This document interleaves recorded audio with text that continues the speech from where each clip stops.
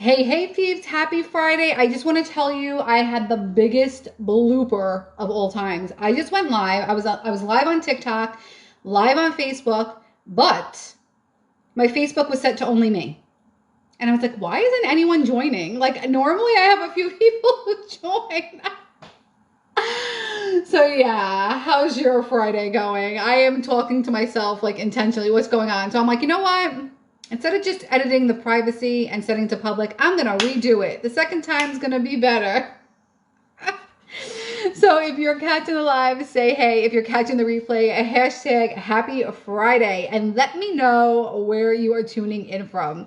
I want to see, I don't even know now. It's like now that this is the second time going live on Facebook back to back, they're probably, Facebook's probably like, nope, you're done. I'm not showing you to anybody.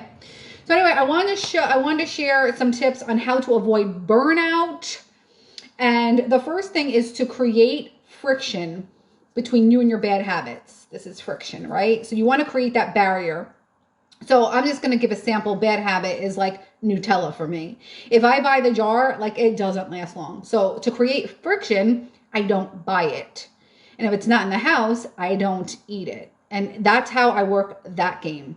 The second thing, alternatively, is that you want to make things easier for you. You want to make good habits easier. You want to decrease the number of steps between you and your good habits. So like I always have my water, I always have my Brita filled, I always have this filled.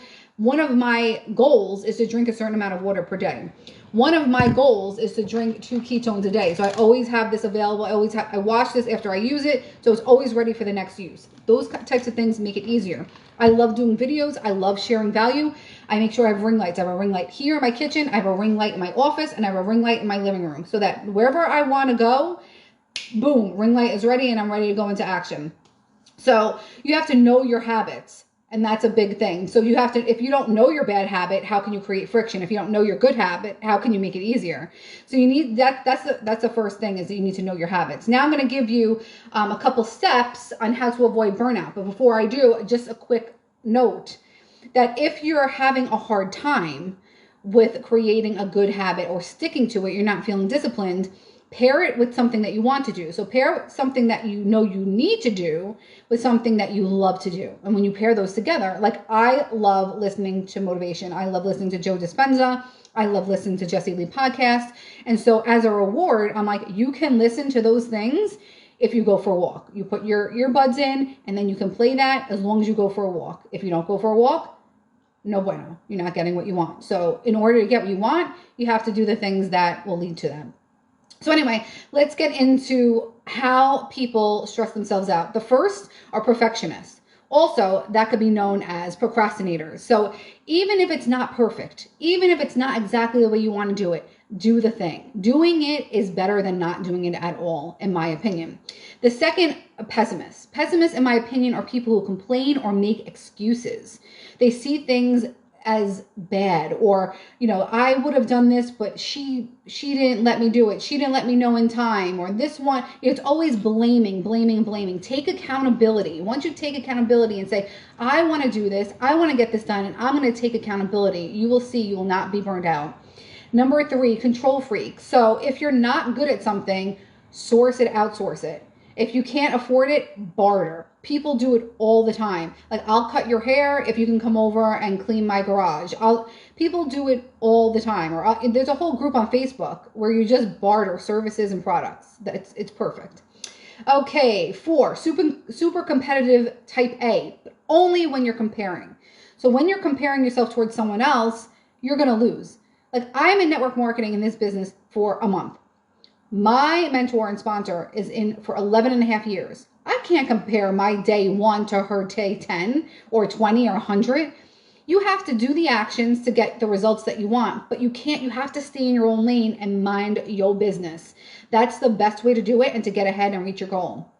5, neglecting yourself, neglecting self-care. When you do that and you put yourself in the back burner, you're going to burn out. If you're doing something for someone else and you're always doing for other people and you never invest in yourself, you're going to burn out. And it could be anything. It could be self-care things. It could be mental health. It could be a massage. It could be reading a book. It could be praying, meditating, exercising, whatever it is, you have to pour into yourself. And the more you pour and invest in yourself, the more that comes out, and you're a better person. Because if you're doing something for other people and you're saying yes, yes, yes,